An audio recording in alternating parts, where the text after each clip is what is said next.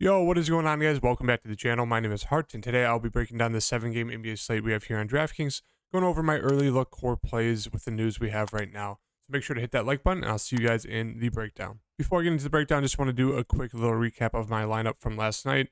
As I talked about in my slate write-up on my free Patreon link down below, really love targeting the centers, with Capella, Kessler, and Duren. I had Capella and Duren in here, and then as I mentioned in my slate write-up, really wanted to, play the sharp way and have Brandon Clark and Tyus Jones in there in case Ja and Steven Adams got ruled out. They got ruled out, so it kind of worked out for that. But obviously, Brandon Clark was just god awful. But anyways, with Pritchard, he was very, very disappointing here. 31 minutes, just did absolutely nothing. Even with Tatum missing a few minutes in the third quarter, Pritchard just couldn't do nothing with the whole team pretty much out. Jaylen Brown, same thing. 37 minutes. I mean, I don't like to tilt a lot in these videos, but guys, I mean, this is insane. Klay Thompson last week, he was 8% owned for me, had 33 fantasy points in the first half. He finished with 38. 38. He had 5 fantasy points the whole second half, and he fouled out with like 2 minutes left. And then fast forward to yesterday. Jaylen Brown, thought he was going to be way more owned than that, only 14%. Great spot here versus Orlando. Half their team's gone. It's really just Tatum and Brown. And he throws up 32 in the first half. I'm like, oh, great. He's going to be on pace to get at least 50, maybe more if he does better. 6. He goes for 6 fantasy points that whole second half. How? Jason Tatum missed like 4 or 5 minutes in that third quarter. You're the only guy on the team that can score. There's no one else there. Brogdon's out. Smart's out. Derek White got bumped in the first quarter, and he was out for a bit. No Robert Williams, not like he's offensively a player involved, but no one is on that team. It's Jaylen Brown and a bunch of G Leaguers, and the dude puts up 6 fantasy points in 2 quarters, a whole half. I mean, it's just insane. Anthony Edwards was very bad for the first half. He kicked it into gear the second half. Easton was great. Capella was great. Tyus Jones was fantastic.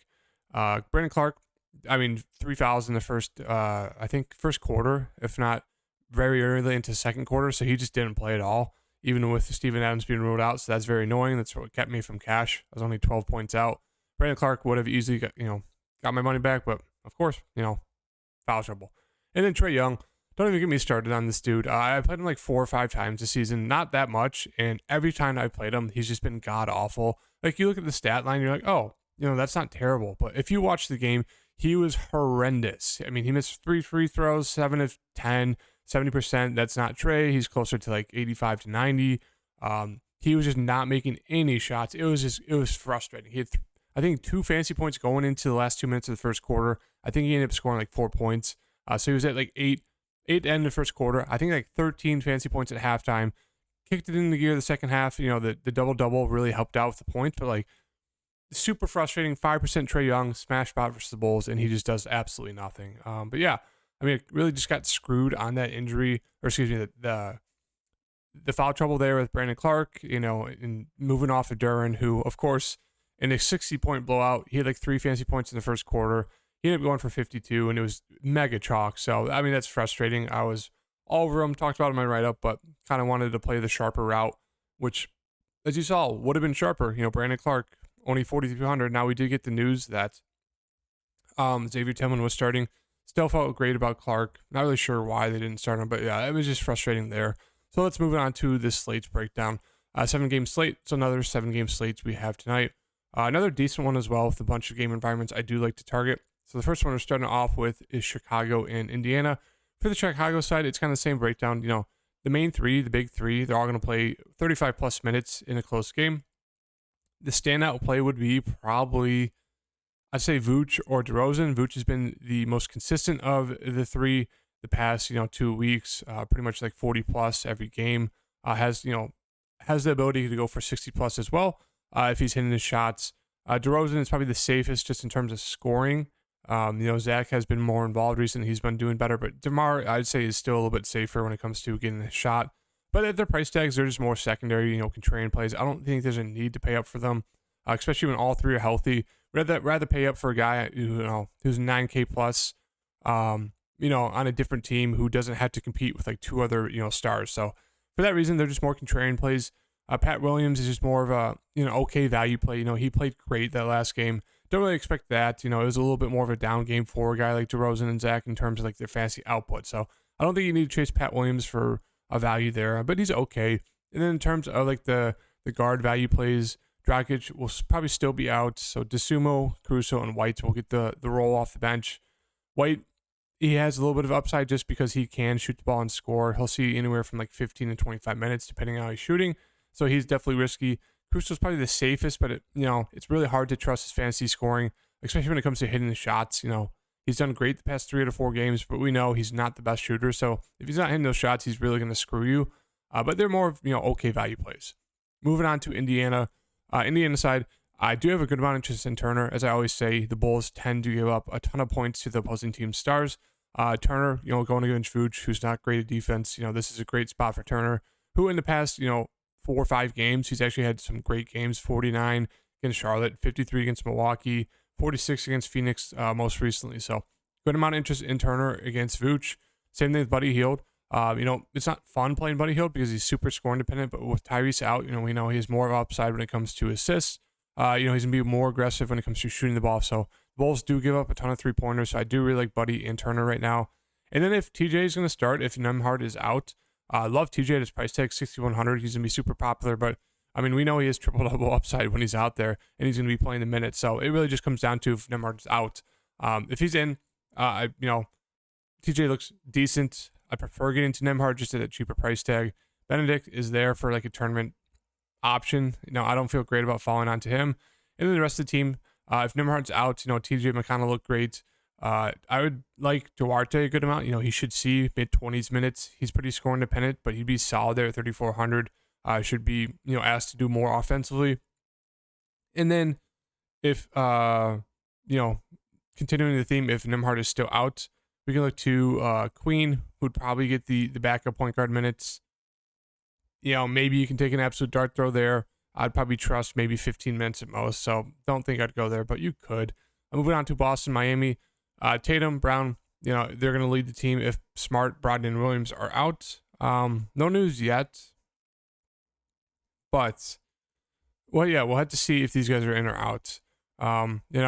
If one of them's in, it kind of lowers the interest of Tatum and Brown. If both of them are in, really no standouts for me at their price tags, especially if everyone kind of back and healthy. There really would be no standouts. Maybe going to, I don't even know. I really just want to play anyone if all these guys are back. Maybe Jaylen Brown, even at that price tag, he's a little bit of appealing to me, but it's really just dependent on that news. So we'll just stay updated with me on Twitter for that. Moving on to Miami. I have a good amount of interest in these Miami boys. Bam looks great here at 8,100. He's been more aggressive recently. He does have a very solid ceiling. Jimmy's price has fallen down to 7,600, which we haven't seen in forever.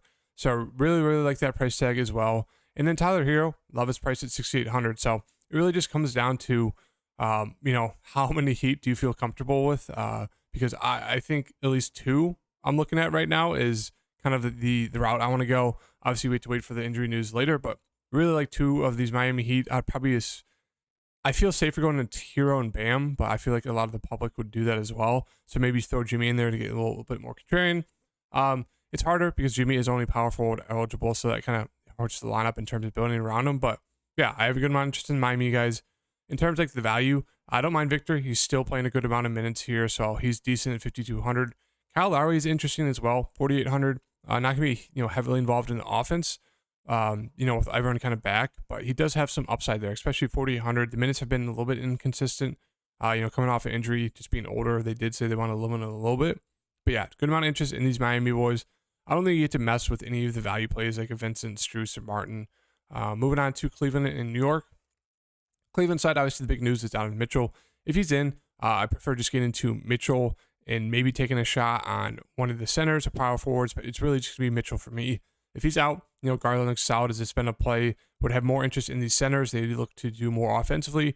LeVert would start. He looked great there at 5,700. And then you could take a shot at a guy like Kevin Love off the bench, who was, very solid against Golden State. It's just the minutes aren't that great right now for him, but it's always worth a GPP dart throw. And then you could always take a look at Rubio. Minutes have coming up. 19 minutes last game. Would probably play around 20. He'd be definitely worth a look at 3,500 if there's no Donovan Mitchell. New York, Randall's been, it's kind of the same big three as the Bulls. They're going to play 35 plus minutes, closer to 40. Randall's been fantastic, so 10K, don't mind him. Brunson's been great. I don't mind him as well. Barrett, of course, I play him here against Atlanta, 39 minutes, 23 real life points, only 32 fantasy points. Just did not want to do anything peripheral stat wise. And of course, the very next game on the weekend, when I wasn't playing, he put up 46. It just annoying, but yeah, good amount of interest in these New York Knicks guys because they just play a ton of minutes. Quickly questionable if he's in. Maybe you can go to him at 5,200. Don't love that. Grimes, decent value play there just because the minutes haven't been great, against Atlanta, but before that, at least 30 minutes. So he looks solid. Jericho Sims probably should start 3,900. Don't mind running the back with him, but now the price is slowly creeping up where, he does have risk in terms of foul trouble. And if he plays bad, they'll definitely sit him. So a little bit risky of a value play there, but you can definitely run it back with him. I will mention Obi Toppin. If Jericho Sims does bag, they can definitely go smaller with Obi, so he's definitely in play as well. And then you can take an absolute dart throw on Hartenstein if you think, Sims does bad as well. But yeah, I really just prefer kind of getting to the main three. Moving on to Denver and the Pelicans. On Denver side, Jokic looks like a fantastic spin up if he plays. If he's out, once again, I think you run it back with Gordon and Murray. They both look fantastic. Porter would look very, very appealing at that price tag as well if he's back in.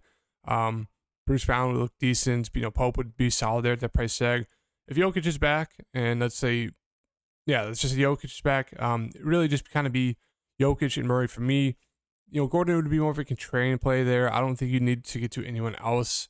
It's really just dependent on Jokic. If he's in, it's just really him and Murray. If he's out, it's Murray, Gordon. And then you can start taking shots on these guys like MPJ if he's in. If not, you take a shot at Bruce Brown. He looks solid. KCP will look great. And then we can look to like a Neek or Zeke. We can look to a Zeke here who's been solid in his starts recently the past 2 games. So yeah, good amount of interest in Denver in terms of that Jokic news. Luckily, it's one of the first few games, so we'll get it probably before the start of the Chicago-Indiana game. Yeah, moving on to the Pelican side. CJ looks great. The price has come down. He's not been shooting the ball recently.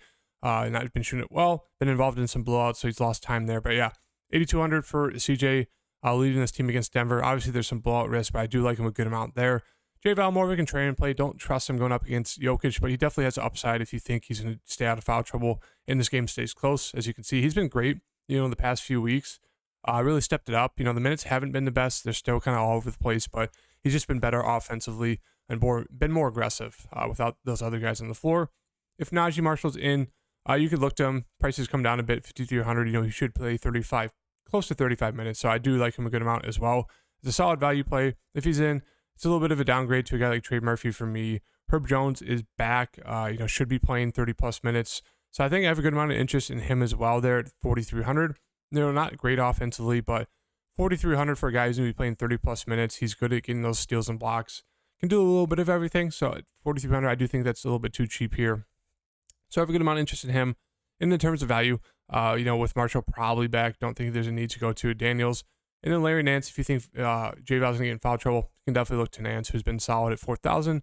That's really it. Moving on to Washington and Dallas.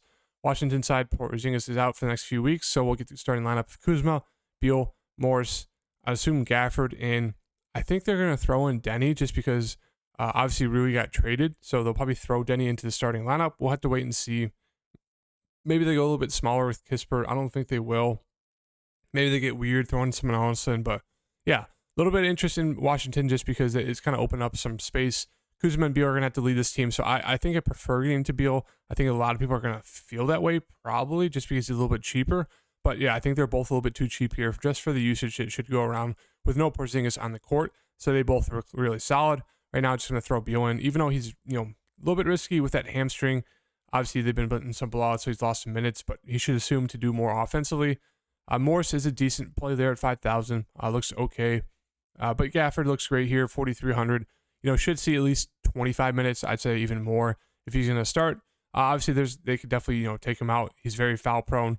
Luka could definitely get him in foul trouble. Yeah, a lot of interest here in those two guys on the Wizards side. And then I don't mind Denny if he's going to start. He looks very, very solid there at 4,000. So it's really just comes down to if he starts. If he starts, I'm going to play him. Don't mind getting to at least 3 Wizards. If he doesn't start, really just prefer getting to Beal and Gafford. Moving on to Dallas. We have Luka at 12.6. Sorry about that. We have Luka at 12.6. Just more of a contrarian spin up. There is some value opening up on the slate, but as of right now, I don't think there's a need to play him or jam him in. It'd definitely be a contrarian unless we get some news that a star's out and more scrubs get thrown into starting lineup. Then we could definitely jam Luka in. But as of right now, the most I want to spend up for is maybe Jokic, and that's really it. Wood is out, so we'll have Powell starting again. The rest of the team just look okay. Like Denny's DFS, okay value. Powell, okay value. You can get some. I just don't feel great about it. It's really just, Luka for me, and that's it. Sure, you could take a shot on Josh Green. The flat price minimum. He's been okay at times, but that's just more of a dart throw. Moving on to Charlotte. Big news is LaMelo Ball. If he's in, really no interest for me on this team. Everyone's kind of priced about right. Maybe Gordon Hayward. But if he's out, then it opens up a little bit more. Rozier, kind of the same breakdown I have for Rozier every time. He's going to get the minutes, the usage, the shot attempts. Just comes down if he hits his shots. If he does, 7,700, good price here and a tough matchup. But yeah, it really comes down to LaMelo Ball. You could definitely take a shot on PJ, foul prone, but upside there with no LaMelo. Dennis Smith Jr. actually did solid last game. I don't think I'd chase that. Mark Williams was good in the first quarter, did nothing the rest of the game, but he's the backup center. So not a lot of interest here if LaMelo's back. Even if he's out, it's really just going to be Rozier for me. Moving on to Phoenix, good amount of interest in Chris Paul here. Played a ton of minutes in that first game back for him. 38, 54 fantasy points. So he looks solid there at 7,500 against Charlotte. Very good matchup here. No Aiden, so we'll get Biyombo starting again. Bridges priced up a little bit too much for me, even though he's been great recently. A little bit of interest here in Cam Johnson. He is definitely a pure scorer. So there is some downside there just in terms of the peripherals. But 5,100, if you should see 30 plus minutes, he looks solid at 5,100, especially with no Aiden. More shot attempts to go around for the boys. In terms of value, Saric, he'll get like 15 to 20 minutes. He looks okay. As I mentioned, Biyombo, 3,600. He looks very solid. Should split the minutes at center, so you'll see some Jock Landale as well. It's hard to trust either one. They're going to throw both of them in there. Sarge is going to be in there, so if I had to lean to one, maybe it would be Jock. But yeah, it's really hard to trust those centers right now because they're splitting time. And then moving on to the last game, we got the Clippers versus the Lakers. On the Clipper side, it's really just going to be Paul George, Kawhi Leonard for me. And then if you want to take a GPP dart throw on Zubac, I don't mind it. Minutes are all over the place, but he has a huge upside if he can stay out of foul trouble and they actually look to him to kind of score. So those three are going to be it for me. Moving on to the Lakers, obviously it's going to be LeBron. He's been fantastic the past month, arguably the best player in the league the past month in terms of his fantasy output. The rest of the team just kind of there. Thomas Bryant, minutes were great that last game. It's just, that's a question mark, 28, 24, 20, 18, 19, 22, and then randomly sees 33 minutes. He was very great, so maybe he got extended, but that's a big issue with him. He's foul prone at times. His minutes weren't great the past week and a half, but if he's going to see 30-plus minutes, he's too cheap there at 5,700. Tough matchup, but yeah, good amount of interest in Bryant, good amount of interest in LeBron James. That's really it for me. I think LeBron should be good to go. Rui's not going to play, so we'll still get, Wenyen, Torrey Brown Jr., Christie, a little bit of JTA as well. But it's really, if you're going to look to people, I'd just say LeBron, Thomas Bryant. And if you want to take a dart throw, take it on Russ because he does have that triple-double upside. So that's going to do it for today's video. Good amount of interest. There's a good amount of injury news we kind of do have to wait for to kind of help build our pass for the lineups tonight. So make sure to stay updated with me on Twitter.